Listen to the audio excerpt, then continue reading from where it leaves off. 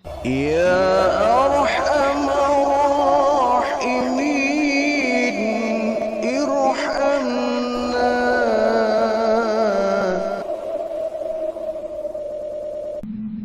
Dan iman ini merupakan nikmat yang tertinggi. Nikmat yang tertinggi di antara nikmat-nikmat yang banyak Allah berikan kepada kita. Dengan nikmat iman inilah kita mengenal Allah. Dengan nikmat iman ini kita mengenal baginda Rasulullah. Dengan nikmat iman ini kita meyakini Al-Quran, meyakini adanya hari kiamat, meyakini adanya Rasulullah, meyakini adanya hari kiamat dan lain sebagainya. Dan insya Allah nikmat iman inilah yang akan dapat menyelamatkan kita dari azab neraka.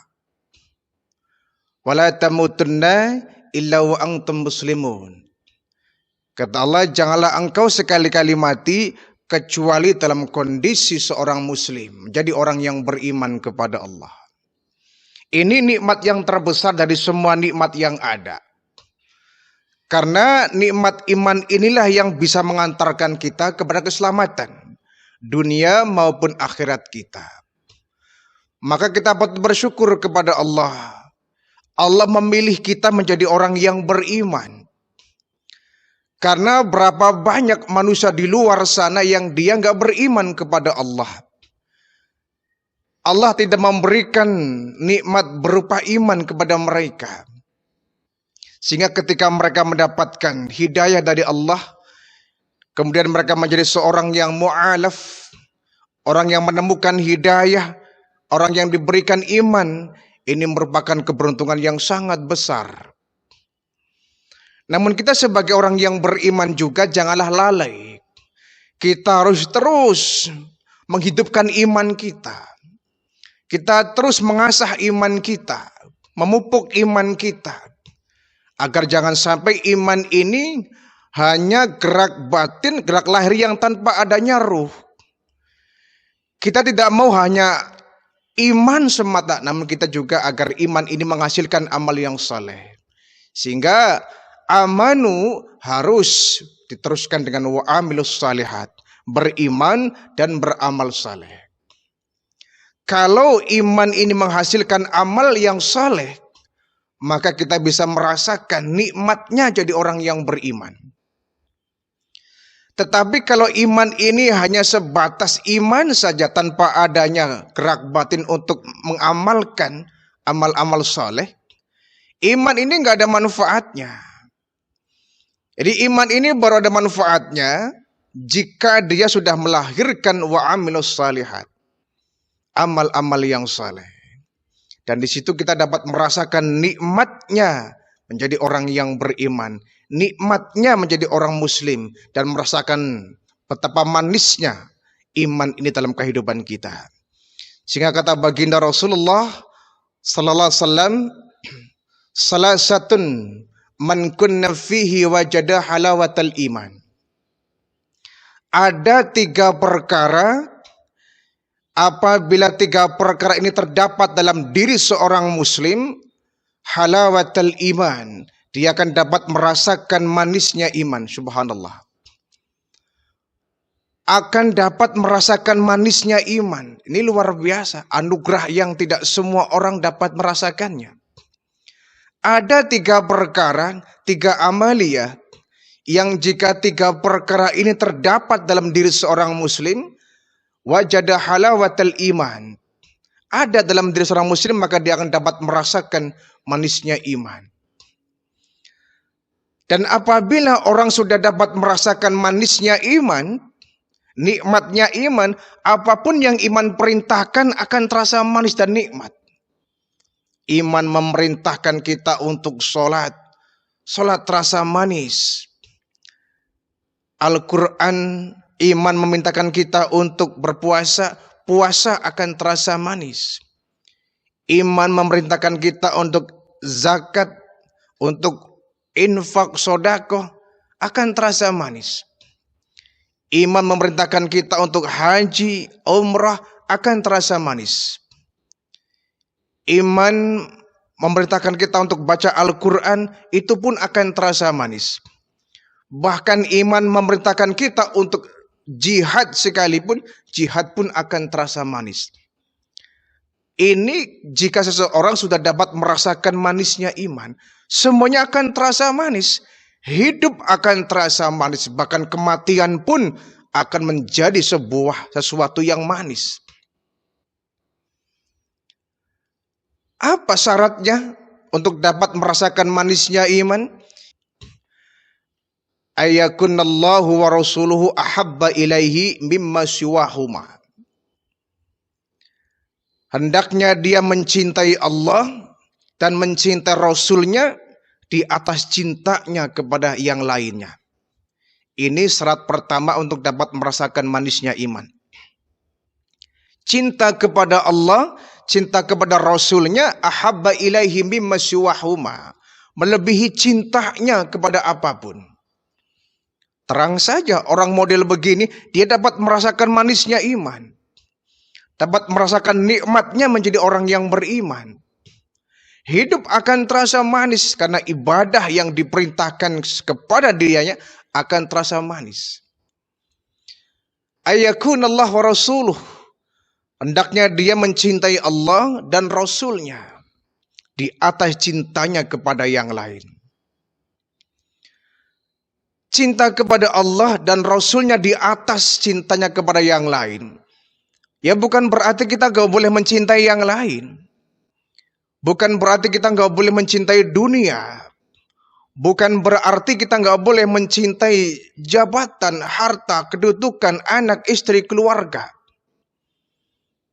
Semua itu manusiawi dan itu bukan suatu yang terlarang. Kita boleh mencintai apapun yang kita punya di dunia ini. Tapi jangan sampai cinta kita kepada apapun yang kita miliki melebihi cinta kita kepada Allah dan Rasulnya. Jadi kita harus dapat menempatkan cinta kita kepada Allah, cinta kita kepada Rasulnya di atas cinta kepada yang lain.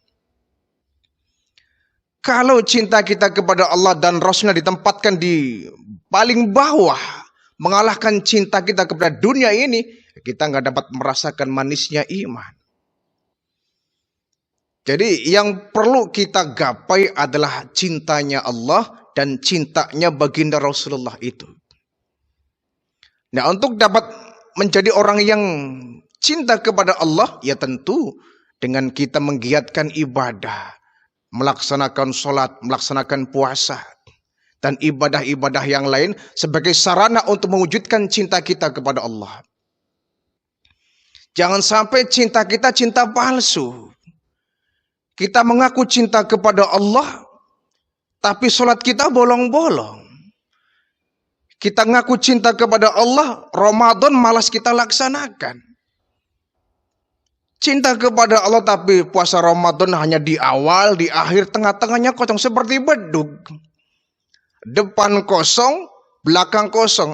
Depan rapat, belakang rapat, tengahnya kosong. Mengaku cinta kepada Allah tapi kita enggan untuk bersedekah. Ini namanya cinta palsu. Ya. Cinta gombal barangkali kalau istilah kita. Ya. Kalau kita cinta kepada Allah, ya tentu apapun yang Allah perintahkan kita laksanakan. Yang Allah larang kita tinggalkan.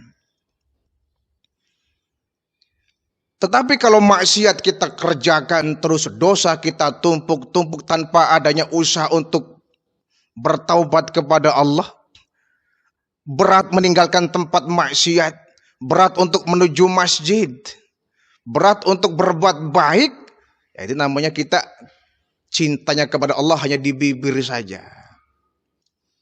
Jadi cinta kita kepada Allah kita wujudkan dengan ibadah-ibadah yang Allah perintahkan. Yang kedua, cinta Rasulullah. Ini juga jangan sampai bertepuk sebelah tangan ya. Karena apa? Cinta kita kepada Rasulullah pun harus dibuktikan dengan perbuatan kita. Kita mengamalkan sunnah-sunnahnya.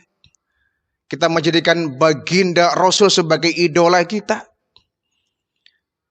menjadikan Nabi sebagai teladan kita, contoh dalam kehidupan kita, referensi di dalam kita mengamalkan aktivitas kita sehari-hari. Dan yang terpenting, perbanyak kita bersolawat kepada baginda Rasulullah Sallallahu Alaihi Wasallam. Itu bentuk cinta kita kepada baginda Rasul.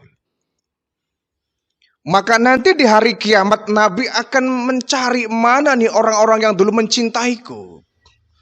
Mana orang yang dulu berjuang untuk menegakkan syariatku.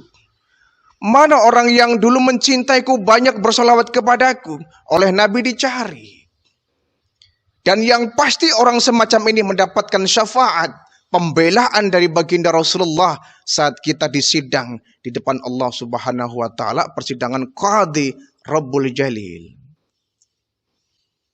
Oleh karena itu, kita boleh mencintai harta, kita boleh mencintai rumah kita, mobil kita, kendaraan kita, pekerjaan kita, profesi kita, mencintai jabatan kita, boleh. Mencintai dunia itu boleh. Tapi jangan sampai semua itu mengalahkan cinta kita kepada Allah dan Rasulnya. Sebisa mungkin kita tempatkan cinta kita kepada Allah dan Rasulnya di atas segala-galanya. Ranking pertama. Baru setelah itu kita mencintai hal-hal yang lain. Ini syarat pertama mendapatkan nikmat, dapat merasakan halawatul iman, manisnya iman. Yang kedua kata baginda Rasul, untuk dapat merasakan manisnya iman, ayuhibbal mar'a la yuhibbu illa lillah. Hendaknya dia mencintai seseorang, niatkan karena Allah. Mencintai seseorang, niatkan karena Allah. Kita mencintai istri kita, niatkan karena Allah. Kita beri dia nafkah. Kita beri dia penghidupan karena Allah.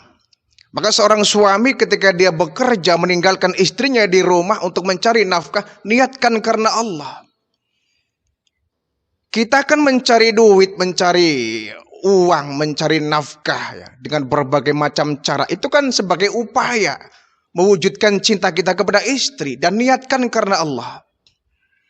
Niatkan karena Allah. Jangan sampai kita bekerja niat karena Allahnya nggak ada. Kita menghidupkan anak istri, keluarga kita dengan kita bekerja keras, banting tulang, pergi pagi pulang sore. Kadang-kadang kepala jadi kaki, kaki jadi kepala istilahnya. Kalau niatnya bukan karena Allah, tidak berpahala. Jadi kita mencari nafkah, kita bekerja, memberikan makan kepada anak istri kita, keluarga kita. Memberikan pengayoman kepada mereka, melindungi mereka, mendidik mereka, niatkan karena Allah. Jangan sampai niat karena Allahnya tidak ada. Maka tidak akan menjadi sebuah jihad, tidak akan menjadi sebuah pahala, tidak akan menjadi sebuah ibadah. Cinta kita kepada Allah harus diwujudkan dengan hal-hal yang lain. Cinta kita kepada istri, niatkan karena Allah. Yang lebih makro, ya, yang lebih luas, kita harus mencintai saudara kita yang sesama muslim karena Allah. Siapapun orangnya, apapun warna kulitnya, bahasa apapun yang dia pakai, dari suku manapun dia dilahirkan, kalau akidahnya sama, Tuhannya sama Allah, nabinya sama baginda Rasul, maka dia adalah saudara kita. Jangan dilihat perbedaannya, tapi yang dimunculkan adalah persamaannya. Ini yang disebut dengan ukhuwah Islamiyah. Jangan sampai kemudian perbedaan di antara kita, ya, yang satu usoli, yang satu tidak usoli, nggak mau bersahabat. Yang satu pakai kunut, yang satu nggak pakai kunut, nggak mau bersahabat. Yang satu tahlil, yang satu nggak pakai tahlil, nggak mau bertetangga. Ini sudah kuno, ya, sudah ketinggalan zaman. Udah nggak zaman lagi kita meributkan sesuatu yang tidak prinsip.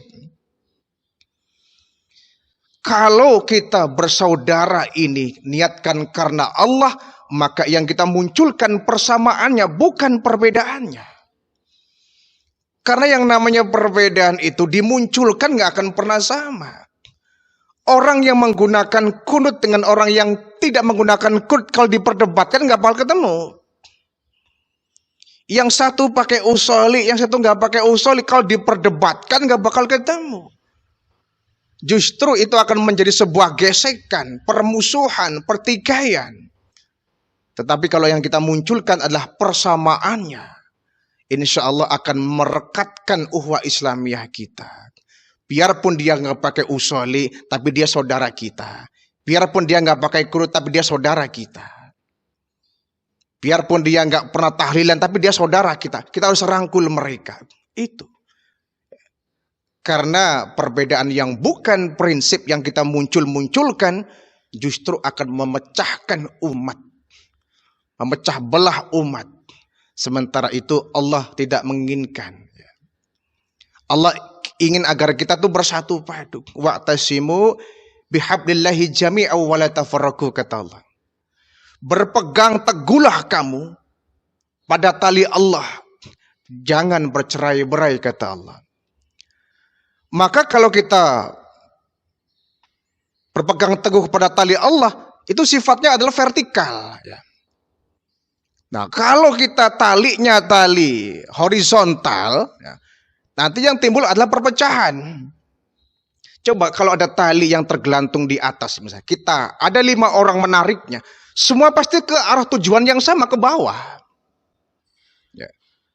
Tapi kalau talinya itu melintang, talinya itu horizontal, kita lihat seperti orang lomba tarik tambang.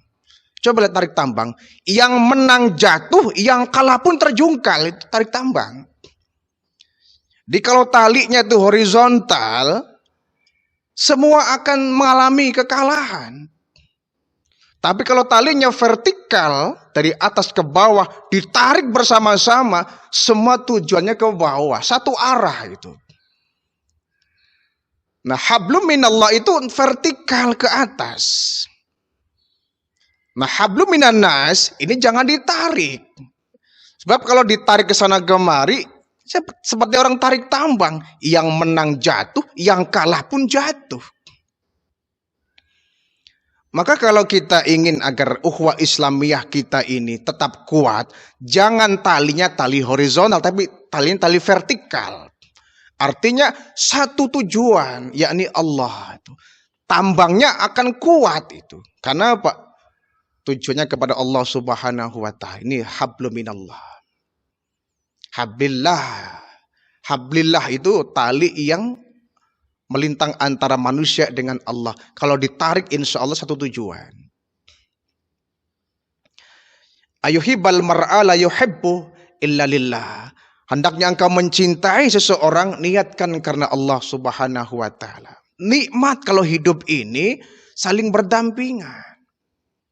Walaupun beda madhab, beda tata cara melaksanakan ibadah, beda teknis ketika melaksanakan ibadah, itu nggak jadi soal. Perbedaan itu tidak kemudian membuat kita berpaling. Selama kiblatnya masih sama Baitullah, salatnya masih 5 waktu, menyembahnya sama kepada Allah, nabinya sama Nabi Muhammad, Al-Qur'annya sama itu. Lalu apa yang perlu diperdebatkan? Semua kita masing-masing ya.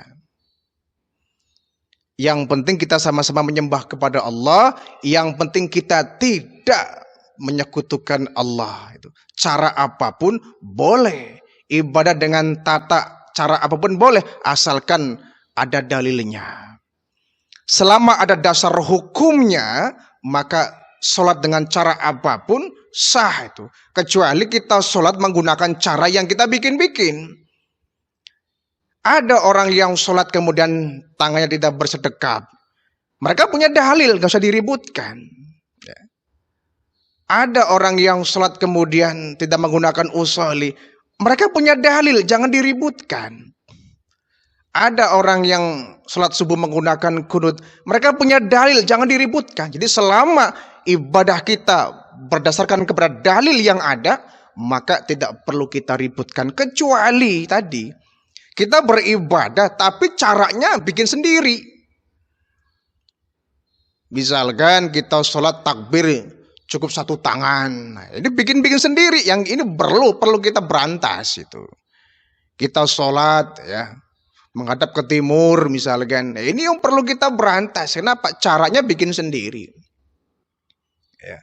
Sholat menggunakan bahasa Indonesia. Ini nggak benar. Perlu kita berantas itu. Tetapi selama ibadah-ibadah saudara kita mereka memiliki dalil. Walaupun berbeda dengan kita. Jangan diperdebatkan. Tidak perlu kita diributkan. Ya. Dua ya. Yang ketiga, kata baginda Rasul, untuk dapat merasakan manisnya iman, ayyakraha ayyauda fil kufri kama yakrahu ayyukdafa finnar. Hendaknya seseorang membenci kekufuran sebagaimana dia membenci neraka. Ini syarat yang ketiga. Ya. Untuk dapat merasakan manisnya iman, seseorang harus membenci kekufuran sebagaimana dia nggak mau dimasukkan ke dalam neraka. Sering dikatakan bahwa siapa sih orangnya yang ingin masuk ke neraka? Tidak ada. Jangankan kita yang insya Allah istiqomah dalam beribadah.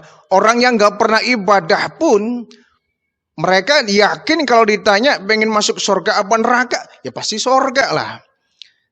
Tidak ada seorang pun yang ingin masuk ke neraka. Nah, mestinya kalau kita nggak mau masuk ke neraka, kita benci kepada neraka, kita harus benci pula dengan jalan yang menuju ke neraka. Jangan sampai kita membenci neraka, tapi jalan yang menuju ke neraka kita lalui. Perbuatan yang bisa menyeret kita ke neraka, kita laksanakan, kita kerjakan. Itu yang terjadi di zaman sekarang ini. Orang yang suka mabuk sekalipun kalau ditanya, ente pengen masuk neraka apa tidak? Ya tidak. Tapi perbuatannya menunjukkan bahwa dia sedang meniti ke sana, menunjukkan neraka itu. Dan dia sadar betul. Dia sadar betul. Orang yang suka main judi, orang yang suka main kartu pakai uang, dia tahu bahwa itu haram. Dia tahu bahwa itu jalan menuju ke neraka itu. Mestinya kalau dia sadar bahwa itu akan membawa dia ke neraka, tinggalkan, mestinya begitu. Yang paradok kadang-kadang dia nggak mau masuk neraka ya, tidak mau dia masuk ke neraka, tapi kehidupannya sehari-hari dia menunjukkannya bahwa dia sedang menuju ke sana. Kita harus benci kepada kekufuran ya. Ya, maksiat itu merupakan bentuk kekufuran. Ya. Maksiat merupakan bentuk kekufuran, kita harus benci. Sebagaimana kita benci kepada neraka itu. Janganlah nerakanya kita benci, tapi jalannya menuju ke neraka kita lakukan itu. Perbuatan yang bisa menuju ke sana kita kerjakan. Ini kan lucu namanya ya. Sebaliknya kalau kita cinta kepada surga, kita ingin masuk ke surga, ya arah menuju ke surga kita lalui itu. Jangan lupa bahwa dalam kehidupan ini kita dihadapkan oleh dua jalan. Ya. Ada dua jalan yang ada dalam kehidupan kita. Jalan yang kanan dan jalan yang kiri. Jalan yang kanan nanjak memang. Nanjak, tidak enak, banyak duri, banyak kerikil, tidak enak nanjak. Sementara jalan yang ke kiri menurun, halus, indah, bertabur bunga, semerbak, mewangi. Kita jangan tertipu dengan dua jalan ini. Dan yang banyak terjadi, orang memilih jalan kiri. Kenapa? Enak sih Pak. Menurun, nggak pakai tenaga. Aspalnya halus Pak. Hot mix-nya halus Pak. Kanan kirinya banyak bunga Pak. Indah, mewangi. Turun nggak pakai tenaga. Sementara yang kanan nanjak Pak. Sudah nanjak, aspalnya rusak, banyak duri lagi itu. Tapi kita lupa bahwa ternyata jalan yang nanjak ini, yang berduri ini, yang berkerikil ini, yang terjal ini, di atasnya sudah menanti istana surga yang begitu indah. Sementara jalan yang menurun, yang aspalnya halus ini, yang hot mix-nya indah, kanan kiri banyak bunganya, di bawahnya telah menanti jurang neraka yang begitu dalam. Orang kemudian lihat di ujung jalan itu. Nah, kita jangan tertipu ya.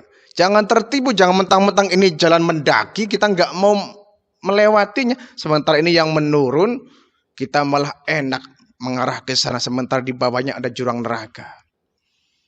Artinya apa? Bahwa jalan yang ke surga memang banyak gangguan, tidak mengenakan itu. Banyak hambatannya. Tetapi kalau kita lalui jalan itu, kita akan mendapatkan tiket masuk dalam surga. Sementara yang menunjukkan neraka itu enak gitu. Orang tidak sholat enak. Ramadan dia nggak berpuasa enak. Harta nggak dizakatin, ditumpuk terus enak gitu. Tapi enak-enak setelah itu dia mendapatkan kesengsaraan. Sementara kita harus sholat, kita harus puasa. Yang semua itu butuh pengorbanan. Butuh kesabaran, butuh keuletan. Kita bersedekah, memberikan kepada orang. Kita melaksanakan haji, umrah, mengeluarkan puluhan juta. Kalau kita tabah menghadapi semua itu jalan terjal. Dan di atasnya sudah menanti surga yang begitu indah. Nah, kita harus membenci ini. Membenci jalur ke kiri. Ya. Karena sebetulnya kita ini kan datang dari sorga ya. Di sorga itu sebetulnya itu kampung halaman kita, surga itu. Kenapa? Bapak ibu kita, Adam dan Hawa, itu kan berawal dari sorga. Mereka datang dari sorga. Mereka hidup di sorga awalnya. Berarti sorga adalah kampung halaman kita. Dan kita, anak cucunya harus pulang ke sana. Harus mudik kalau istilah kita ya. Kita di dunia ini hanya ngontrak saja. Di dunia hanya sementara saja. Kita merantau. Di dunia kita merantau. Bukan tinggal untuk selamanya. Kita merantau. Namanya orang merantau wajib pulang. Dan kita harus pulang ke kampung halaman kita. Yakni kampung halamannya ibu bapak kita. Adam dan Hawa. Yaitu surga. Tapi awas ketika kita pulang ke sana. Ada dua jalan. Ada dua kampung. Yang satu kampung halaman ibu bapak kita. Yang satu kampung iblis. Kampungnya musuh kita, neraka. Jangan salah pilih jalan. Ketika kita mudik, awas ya. Ada dua jalan ini. Jalur kanan, jalur kiri. Jalur kanan sampai ke kampung halaman kita, surga. Tapi jalur kiri, kampung halamannya iblis. Kalau kita salah pilih, kita nyasar itu. Kita tersesat. Tidak akan sampai ke kampung halaman kita, surga. Yang ada malah kita tersesat masuk ke kampung orang. Neraka, na'udzubillah min dzalik. Dan di sana Allah memberikan rambu-rambu. Agar kita tidak tersesat, Allah memberikan rambu-rambu lalu lintas. Ada petunjuknya. Ini jalan ke kanan, ini jalan ke kiri. Ya. Rambu-rambunya namanya Al-Quran. Sudah ada tanda panahnya. Yang tanda ke kiri disilang. Ya. Tidak boleh masuk ini. Ya. Di portal itu. Dilarang masuk. Harus jalur kanan. Tapi orang masuk lewat sana ya. Resiko ditanggung sendiri. Sudah dilarang. Jangan masuk jalur kiri. Jalur kanan yang kau ambil. Ya. Kalau kemudian orang gak memperdulikan rambu-rambu ini ya. Resiko ditanggung sendiri. Ya. Jalur kanan kalau kita lewati. Akan sampai ke kampung halaman kita surga. Jalur kiri yang kita tempuh. Masuk kampung halaman orang ya. Kampung halamannya iblis, yakni neraka. Oleh karena kita harus bisa memahami betul ya. Al-Quran memberikan rambu-rambu itu. Ini wahai manusia, jalur ke kanan, kau lewati. Jalur kiri, jangan itu. Al-Quran memberikan rambu-rambu itu. Sudah dilarang Al-Quran, kita maksa, ya sudah. resiko ditanggung sendiri. Kalau kemudian dua jalur ini tidak ada tanda-tandanya, mana yang lurus, mana yang sesat, salah ambil mungkin bukan salah kita. Tapi di dua jalur ini, ya, di pintu gerbang dua jalur ini, ya, sudah ada tanda-tanda, ini yang kau lewati, ini yang jangan kau lewati. Sudah dilarang jangan dilewati, kita lewati. Ya sudah, namanya bodoh itu ya. Namanya orang gak berpikir itu. Sudah dilarang maksa masuk gitu. Sementara ada jalur lagi yang kita diwajibkan lewat jalur ini. Ini yang harus dilewati. Ini yang mesti kita lewati. Karena ini jalur yang aman. Ini jalur berbahaya. Orang milih jalur yang berbahaya, ya namanya gak berpikir itu. Ya. Jadi artinya bahwa kalau kita cinta kepada surga, yuk kita cintai jalur yang menuju ke arah surga. Kalau kita benci kepada neraka, kita benci neraka, ya kita harus membenci pula jalan yang sampai ke neraka. Dengan cara apa? Kita melaksanakan perintah Allah dan kita menjauhi larangan-larangan Allah.